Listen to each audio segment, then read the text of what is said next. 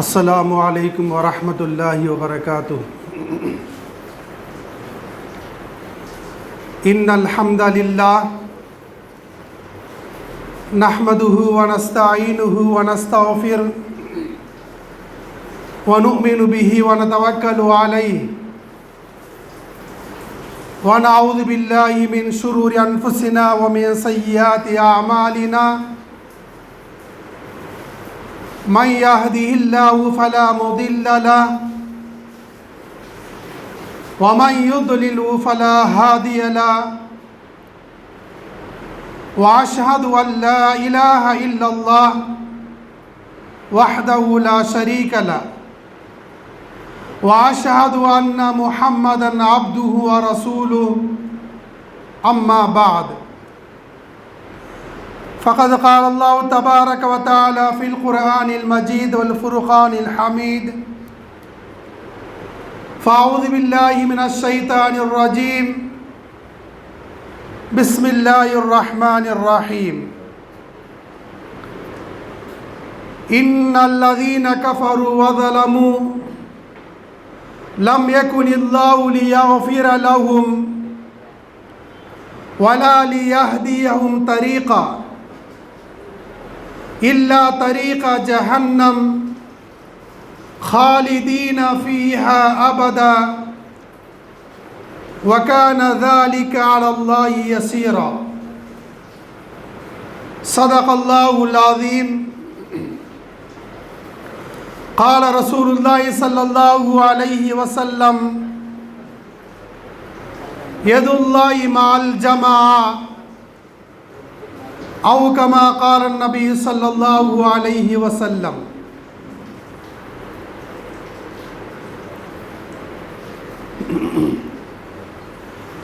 அளவற்ற அருளானும் நிகரற்ற அன்புடையோனுமாகிய எல்லாம் வல்ல அல்லாஹுக்கே அனைத்து புகழும். சலாத்தும் சலாமும் எம்பெருமானார் ஸல்லல்லாஹு அலைஹி வஸல்லம் அவர்கள் மீதும் அவர்களின் குடும்பத்தார், சத்திய சஹாபாக்கள், தாபீன்கள், தபா தாபீன்கள், அனைத்து முஸ்லிம்களின் மீதும் குறிப்பாக நம் அனைவரின் மீது உண்டாகட்டுமாக. கண்ணியமிக்க அல்லாஹ்வின் நல்லடியார்களே, அல்லாஹ் ரப்புல் ஆலமீன் திருமறை குர்ஆனிலே நிசா என்று சொல்லக்கூடிய அத்தியாயத்திலே 169வது வசனத்திலே கூறுகிறான்: இன்னல்லதீன கஃபரு வஸலமு லம் யகுனில்லாஹு லியக்ஃபிர லஹும் வலா லியஹ்தியஹும் தரீகா. அதாவது அல்லாஹ்வை மறுத்து அநீதி இழைத்தோரை அல்லாஹ் மன்னிப்பவனாக இல்லை. வலா லியஹ்தியஹும் தரீகா இல்லா தரீகா ஜஹன்னம். நரகத்தின் பாதையை தவிர வேறு வேறு வழி காட்டுவனாக இல்லை. அதாவது அல்லாஹ் சுப்ஹானஹு வ தஆலா அவர்களுக்கு நரகத்தின் பால் தான் வழியை காட்டுவானே தவிர வேறு வழியை காட்ட மாட்டான் என்று திட்டவட்டமாக சொல்கிறான். ஹாலிதீன ஃபீஹா அபதா. அதிலே அவர்கள் என்றென்றும் நிரந்தரமாக இருப்பார்கள். வகான ذلك على الله يسيرا. இது அல்லாஹ்வுக்கு மிக மிக எளிதானது என்பதை அல்லாஹ் சுப்ஹானஹு வ தஆலா திருமறை குர்ஆனிலே திட்டவட்டமாக பதிவு செய்து விட்டார். அதாவது யார் அல்லாஹ்வை மறுக்கிறார்களோ, யார் உலகத்தில் அநியாயம் செய்கிறார்களோ அவர்களுக்காக அவருடைய பாதையை அல்லாஹ் நரகத்தின் பாதையாக அமைத்து தருவான். அதில் அவர்கள் என்றென்றும் இருப்பார்கள். இது போன்ற செயலை செய்வது அல்லாஹ்வுக்கு மிக எளிதானது என்பதை அல்லாஹ் சுப்ஹானஹு வ தஆலா திருமறையில் நமக்கு அழகாக பதிவு செய்து விட்டார். இந்த விஷயத்திலே முஸ்லிம்களாக நாம் மிகவும் எச்சரிக்கையாக விழிப்புணர்வோடு இருப்பது மிக மிக அவசியமானது. அன்பானவர்களே, அதாவது இன்றைய தினம் 75வது குடியரசு தின விழாவாக இருக்கிறது. இந்த சுதந்திர தின விழா, குடியரசு தின விழா, இதற்கும் முஸ்லிம்களுக்கும் ஏதாவது சம்பந்தம் இருக்கிறதா என்றால் நிச்சயமாக சம்பந்தம் உண்டு. எந்த அளவுக்கு என்று சொன்னால் சகோதரர்களே, சுதந்திரம் என்று சொன்னால் 1947ஆம் ஆண்டு ஆகஸ்ட் 15ஆம் தேதி நமக்கு இந்த இந்திய நாட்டுக்கு சுதந்திரம் கிடைத்தது. இந்த சுதந்திரம் லேசாக கிடைத்து விட்டதா என்று சொன்னால் கண்ணியமானவர்களே, இதில் முஸ்லிம்கள் குறிப்பாக கவனத்தில் கொள்ளக்கூடிய மிகப்பெரிய விஷயம், நாம் டெல்லியில் இருக்கக்கூடிய இந்தியா கேட்ட பாருங்க, அதில் யாரெல்லாம் இந்திய நாட்டுக்காக வேண்டி உயிர் தியாகம் செய்தார்களோ, இந்த நாட்டுக்காக வேண்டி தன்னை அர்ப்பணித்தார்களோ, அவருடைய பெயரெல்லாம் பதிவு செய்யப்பட்டிருக்கிறது. எந்த அளவுக்கு என்று சொன்னால், முஸ்லிம்கள் யாரெல்லாம் உயிர் நீத்தார்களோ, இந்த நாட்டுக்காக அர்ப்பணித்த தன் உயிர் அர்ப்பணித்தார்களோ, அவருடைய சதவீதம் எவ்வளவு தெரியுமா? 90%. அது மட்டுமல்ல, நம்முடைய மைசூரின் புலி திப்பு சுல்தான் அவர்கள் ரஹ்மத்துல்லாஹி அலைஹி அவர்கள், அதே போல ஷா வலியுல்லா ரஹ்மத்துல்லாஹி அலைஹி அவர்கள், வங்காள தேசத்தின் சிங்கம் சிராஜ் தௌலா ரஹ்மத்துல்லாஹி அலைஹி அவர்கள், மௌலானா அப்துல் கலாம் ஆசாத் ரஹ்மத்துல்லாஹி அலைஹி அவர்கள், இது போன்ற ஆயிரக்கணக்கான லட்சக்கணக்கான முஸ்லிம்கள், நம்முடைய தகப்பனார் பாட்டன் முப்பாட்டன்கள் எல்லாம் இந்திய நாடு சுதந்திரம் பெற வேண்டும் என்பதற்காக வேண்டி தன்னையே தன்னுடைய உயிரை அர்ப்பணித்தார்கள், தன்னுடைய செல்வத்தை அனைத்தையும் தந்தார்கள். இப்படியெல்லாம் கஷ்டப்பட்டு சிரமப்பட்டு வேதனைப்பட்டு அதற்கு பிறகுதான் பிரிட்டிஷ் அரசாங்கம் பயங்கரவாத பிரிட்டிஷ் ஆதிக்கத்தில் இருந்து, இந்த வெறி பிடித்த பிரிட்டிஷ் ஆதிக்கத்தில் இருந்து இந்திய நாடு சுதந்திரம் பெற்றது. இல்லை என்று சொன்னால் இன்னும் பல ஆண்டுகள் ஆகியிருக்கும். இந்த விஷயத்திலே முஸ்லிம்கள் முன்னோடியாக இருந்து நமக்கு சுதந்திரம் பெற்று தந்திருக்கிறார்கள். இதற்கு பெயர் தான் சுதந்திர தின விழா என்று கொண்டாடுவார்கள். இரண்டாவது என்னவென்றால், குடியரசு தின விழா இருக்கு இல்லையா? குடியரசு என்று சொன்னால் மக்கள் தன்னுடைய லீடர்களை, தன்னுடைய தலைவர்களை இவர்களே தேர்ந்தெடுப்பார்கள். அது மட்டுமல்லாமல் அவர்களுக்கு உண்டான சட்டத்தை, நாம் எப்படி இந்தியாவில் வாழ வேண்டும், நாம் எப்படி இந்தியாவில் இருக்க வேண்டும், இந்தியாவோட ரூல் என்ன, இந்த மதத்தார் எப்படி இருக்க வேண்டும், அந்த ஜாதி அந்த மதத்தார் எப்படி இருக்க வேண்டும், இது போன்ற அனைத்து சட்டத்தையும் எப்போது வகுத்தால் தெரியுமா? 1951ஆம் ஆண்டு ஜனவரி மாதம் 26ஆம் தேதி தான் இந்த சட்டம் இந்தியாவின் நடைமுறைக்கு வந்தது. யாரெல்லாம் இந்தியாவிலே ஆதிக்கத்தில் இருக்கிறார்களோ, பதவியை ஏற்கிறார்களோ, அரசியல் பதவி வகிக்கிறார்களோ, எந்த பதவியாக இருந்தாலும் அவர்கள் சொல்லக்கூடிய வார்த்தை என்ன தெரியுமா? நான் இந்திய அரசியல் அமைப்பு சட்டத்தை ஏற்கிறேன், அதன்படி தான் அமல் செய்வேன், அது எதை சொல்லி இருக்கின்றதோ அதற்கு கிஞ்சிற்றும் சற்றும் மாறு செய்ய மாட்டேன் என்று ஒவ்வொருத்தரும் சத்திய பிரமாணம் செய்த பிறகுதான் பதவிக்கு வருகிறான். வந்த பிறகு செயல்படுறானா? சத்தியம் செய்து விட்டு வருகிறான். கண்ணியமிக்க அன்பானவர்களே, இப்படியெல்லாம் முஸ்லிம்கள் கஷ்டப்பட்டு இந்த நாட்டை உருவாக்கி இந்த மக்களுக்கு தந்த பிறகு அவர்கள் ஆட்சியில் அமர்ந்து கொண்டு முஸ்லிம்களை தாக்குவது என்ன, முஸ்லிம்களை வெறுப்பது என்ன, முஸ்லிம்களை திட்டுவது என்ன, முஸ்லிம்களை எந்த அளவு கருவறுக்க வேண்டுமோ அனைத்தையும் செய்து கொண்டிருக்கிறார்கள். சொன்னால் சகோதரர், இந்த சட்டத்தை அந்த இடத்தில் பயன்படுத்துவது கிடையாது. ஒரு பேச்சளவு மட்டும்தான் ஜனநாயகம், உலகத்திலேயே நம்பர் 1 ஜனநாயகம், 140 கோடி மக்கள் வசிக்கிறார்கள் என்று எல்லாம் உலக நாடுகளிலே பீத்திக் கொள்கிறார்கள். ஆனால் அப்படி செயல்படுகிறார்கள் என்று சொன்னால் அவர்கள் செயல்படுவது கிடையாது. கண்ணியமிக்க அல்லாஹ்வின் நல்லடியார்களே, மேலும் பாருங்க,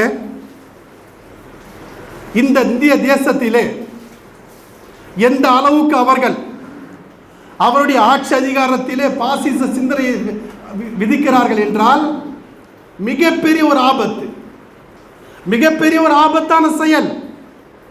எந்த அளவுக்கு அவங்க செயல்படுறாங்கன்னா, இந்தியாவில் இருக்கக்கூடிய மக்கள் எல்லாம் அவர்கள் காந்தியவாதிகளாக இருக்கட்டும், அம்பேத்கர்வாதிகளாக இருக்கட்டும், அரசியல் அமைப்பு சட்டத்தை நம்பிக்கைக்குரியவராக இருக்கட்டும், அதே போல மதம் சார்பற்ற மக்களாக இருக்கட்டும், அதே போல முஸ்லிம் சமூகமாக இருக்கட்டும், தலித் மக்களாக இருக்கட்டும், அதே போல பட்டியலெடுத்தோர் மக்களாக இருக்கட்டும், பழங்குடியின மக்களாக இருக்கட்டும், அதே போல பிற்படுத்தப்பட்ட மக்களாக இருக்கட்டும், அது மட்டுமல்ல அன்பானவர்களே, ஆதிவாசிகளாக இருந்தாலும் சரி, சீக்கியர்களாக இருந்தாலும் சரி, இந்தியாவிலேயே 90% மக்கள் இந்த பாசிச அரசை எதிர்க்கிறார்கள். பாஜக அரசை வேண்டாம் என்று சொல்கிறார்கள், வெறுக்கிறார்கள். எத்தனை மக்களுங்க?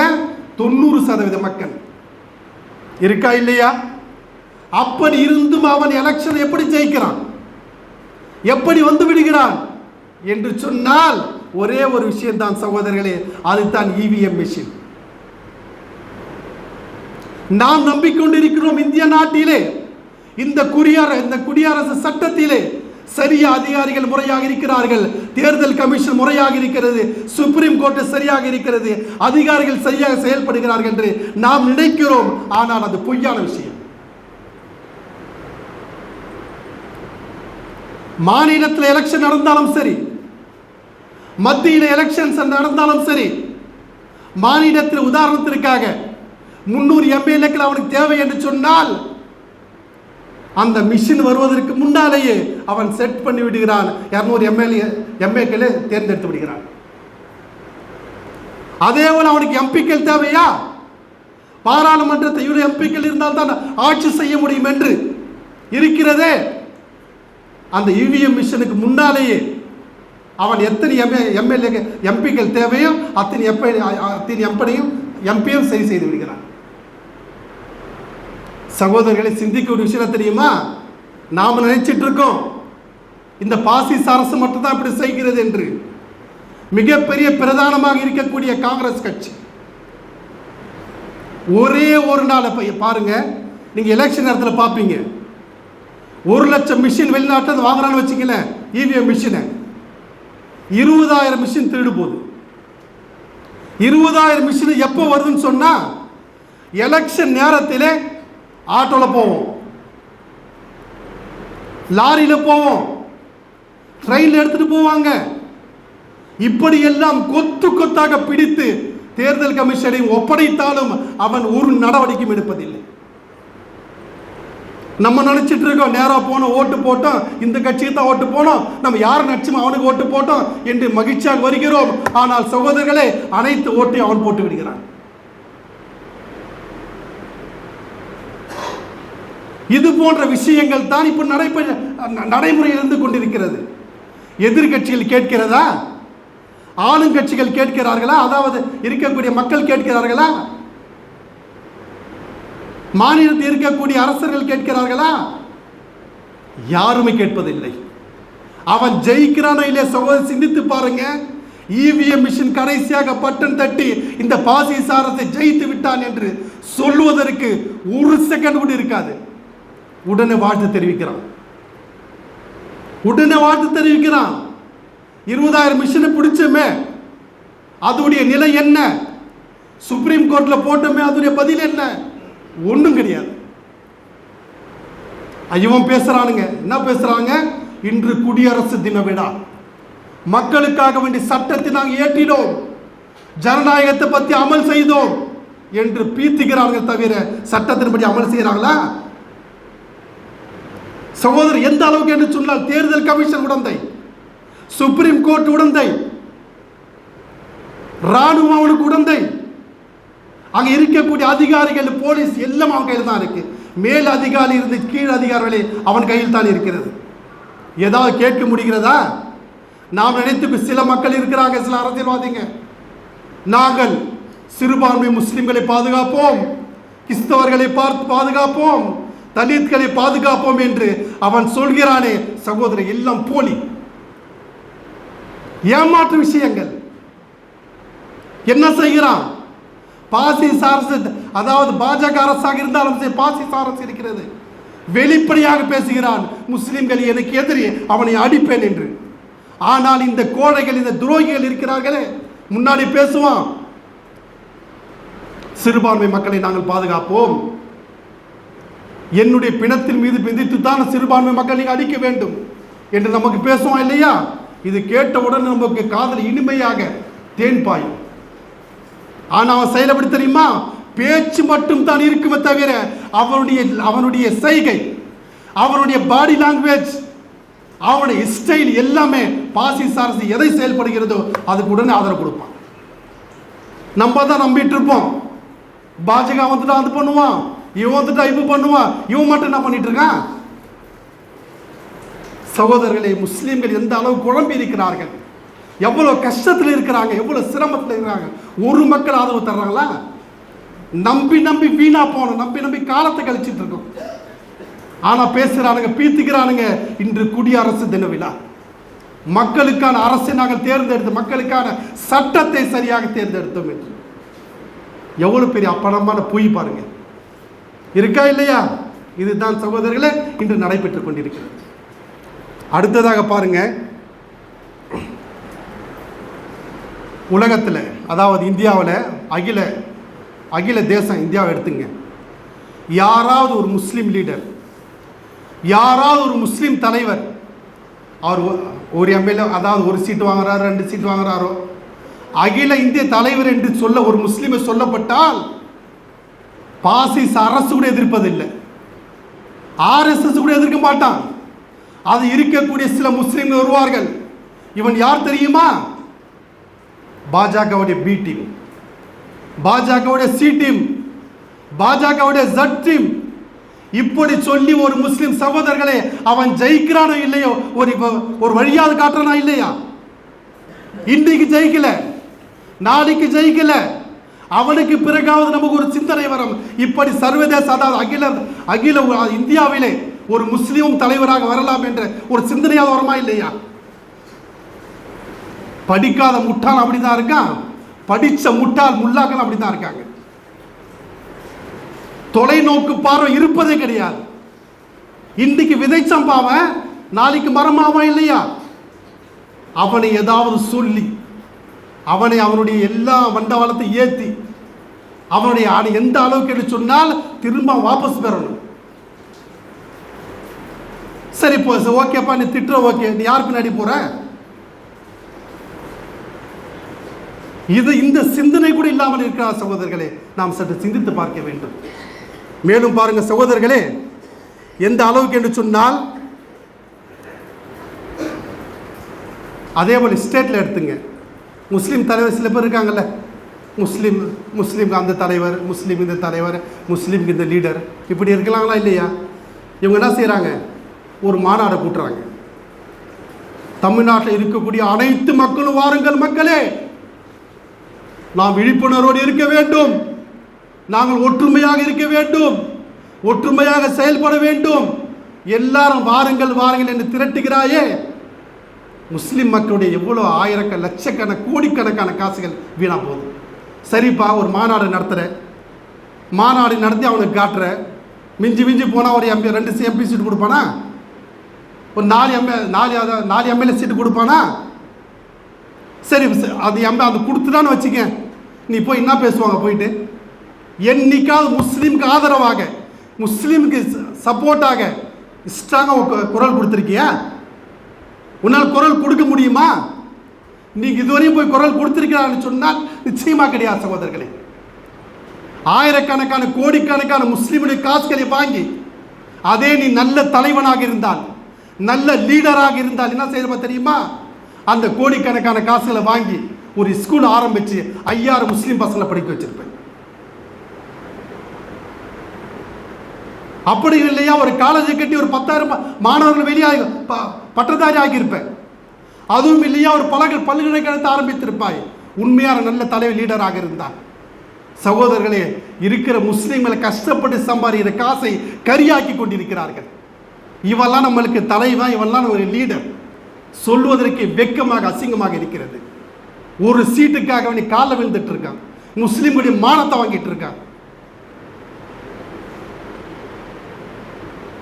இப்படிப்பட்ட மக்கள் சகோதரர்கள் நமக்கு இருக்கிறாங்க. அல்லாட்ட துவா கேளுங்க, விழிப்புணர்வோடு இருங்க. இதுதான் சொல்வது. அதே போல செய்ய பிரச்சனை இல்லைப்பா. பெற்றோர்கள் இருக்காங்கல்ல, இந்த காலத்தில் அதிகமாக முஸ்லீம் குழந்தைகளை படிக்க வைக்கிறாங்களா? 8வது படித்தா போதும், 5வது படித்தா போதும், ஏம்மா அது மேலே படிக்க முடியல? இல்லைம்மா, நான் ரொம்ப வறுமையில் இருக்கேன், காசு இல்லை சொல்கிறாங்களா இல்லையா? அதே அந்த முஸ்லீம் பெற்றோர்கிட்ட பாருங்க, அந்த புள்ளிக்கு செல்ஃபோன் வாங்கி கொடுப்பான். அந்த செல்ஃபோன் ஒரு 15,000 ரூபாய் இருக்கும், 20,000 ரூபாய் இருக்கும். 5,000 ரூபாய் ஃபீஸ் கட்ட மாட்டான். அவன் போடுற ட்ரெஸ், அந்த போடுற ஷூவும் ஆயிரக்கணக்கான காசு இருக்கும். கல்வியின் மீது சகோதரர்கள் நீங்கள் கவனம் செலுத்தாதன் காரணமாகத்தான் எவன் பின்னாடியே போய் நாம் அகப்பட்டு கொண்டிருக்கிறோம். யார் உண்மையான தலைவர் என்று புரியாமல் இருக்கிறோம்.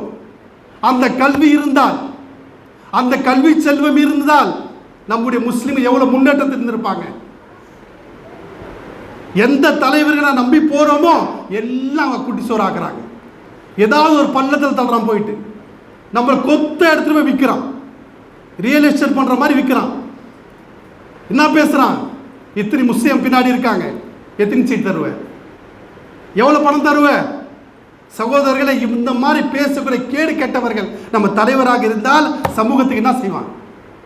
என்னங்க செய்வான் சமூகத்துக்கு? அவன் பேர் வச்சுக்கிறது, முஸ்லீம் என்ற தலைப்பு பேர் வச்சுக்கிறது, எல்லாம் அநியாயம் செய்யறது, எல்லாம் கேடு கெட்ட வேலை செய்யறது, எல்லாம் ஃபிரார் வேலை செய்வது. சகோதரர்களை, மிக மிக நாம் எச்சரிக்கையாக இருக்க வேண்டும்.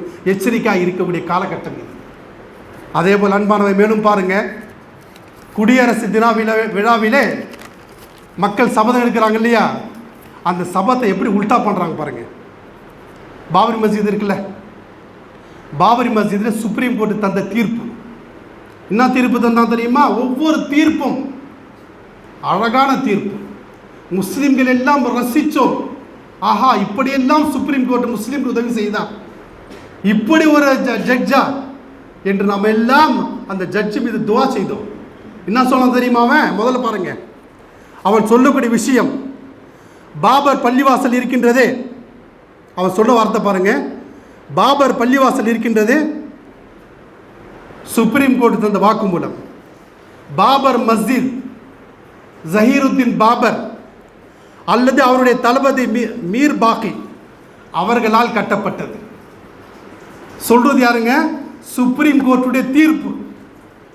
பாபர் மசூதியை பாபர் தான் கட்டினார், அவருடைய தளபதி மீர் பாக்கி தான் கட்டினார் என்று சுப்ரீம் கோர்ட்டுடைய தீர்ப்பு. நல்ல தீர்ப்பு தானே, அழகான தீர்ப்பு தந்தான் முஸ்லீம்கள் எல்லோரும் சந்தோஷப்பட்டாங்க. அடுத்த தீர்ப்பு தர்றோம் பாருங்க. பாபரி பள்ளிவாசல் இருக்கிறது, பாபர் பள்ளிவாசல் கட்டப்பட்டிருக்குல்ல, எந்த கோயிலும் இடித்து பாபர் பள்ளி கட்டப்படவில்லை. சொன்னது யாருங்க? சுப்ரீம் கோர்ட்டுடைய தீர்ப்பு. எவ்வளவு அழகான தீர்ப்பு, கேட்குற சந்தோஷமா இருக்குல்ல. அதே மூன்றாவது பாருங்க, பாபர் மஸ்ஜித் எப்போ கட்டினாங்க தெரியுமா? 1528ஆம் ஆண்டு, கிபி 1528ஆம் ஆண்டு தான் பாபர் மஸ்ஜித் கட்டப்பட்டது. அன்றிலிருந்து 1949 வரை அதில் 5 வேளை தொழுகை நடைபெற்றது, ஜும்மாவுடைய தொழுகை நடைபெற்றது, ஈதுடைய தொழுகை நடைபெற்றது. எந்த சிலை வைக்கப்படவில்லை. பள்ளிவாசலாக இருந்து அது தொழுகை நடத்தப்பட்டது என்று சொல்வது யாருங்க? Supreme court.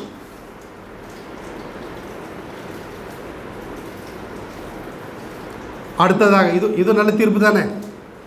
அடுத்ததாக பாருங்க, 1992ஆம் ஆண்டு மஸ்ஜித் இடிச்சாங்கல்ல, கரசேவைகரெல்லாம் போயிட்டு மஸ்ஜித் இடிச்சாங்க இல்லையா? அந்த மஸ்ஜித்துக்கு அதான் அந்த சுப்ரீம் கோர்ட் தீர்ப்பு தர்றான். என்ன சொல்றான்னா, நீங்க பள்ளிவாசல் இடித்தீங்கல்ல, அது என்னன்னு சொன்னா சட்டத்துக்கு புறம்பானது. 4 தீர்ப்புகளும் முஸ்லிம்களுக்கு ஆதரவாக இருக்கிறதா, எதிராக இருக்கிறதா? எப்படிங்க இருக்கிறது? ஆதரவான தீர்ப்பு தானே. கடைசியாக ஒரு தீர்ப்பு தர்றான் பாருங்க. என்ன தீர்ப்பு சொல்றான் தெரியுமா? எல்லாம் உங்களுக்கு சாதகமாக இருந்தாலும், எல்லாமே உங்களுக்கு சாதகமாக இருந்தாலும், எங்கள் கூட்டு மனசாட்சிப்படி பெரும்பான்மை மக்கள் விரும்புகிறார்கள். அதன் காரணமாக இந்த பாபரி பள்ளிவாசலை அந்த கோயிலுக்கு நான், அதாவது அந்த இந்துத்துவாதிகளுக்கு ஒப்படைக்கிறேன். என்னங்க இது? இன்னைக்கு என்ன பேசுறாங்க? இன்னைக்கு 75ஆம் குடியரசு தின விழா. குடியரசுனா என்ன? மக்களுக்காக மக்கள் சட்டம் இயற்றப்பட்ட நாள் இருக்கா இல்லையா? 4 சட்டங்கள் முஸ்லிம்க்கு ஆதரவாக தந்துவிட்டு கடைசியாக சொல்கிறார், மக்கள் எல்லாம் விரும்புகிறார்கள், எங்களுடைய ஐதீகம் அந்த இடத்தை இந்துக்கள் கொடுங்க. இப்ப தெரியுதா சகோதரர்களே? எவ்வளவு ஆரம்பத்தில் நமக்கு நம்முடைய ஆரம்பம் பேசிக் இருக்கிறது, எல்லாம் இஷ்டாங்க. பேஸ் மட்டும் எல்லாம் இஷ்டாங்க இருக்கிறது, ஆனா மேல் பில்டிங் தான் நமக்கு வீக் எல்லாம். எனவே அன்பான இப்ப தெரிகிறதா? சுப்ரீம் கோர்ட் அவன் கையில் இருக்கிறது, ராணுவம் அவன் கையில் இருக்கிறது, போலீஸ் அவன் கையில் இருக்கிறது, எல்லாமே அவன் கையில் வச்சிருக்கான்.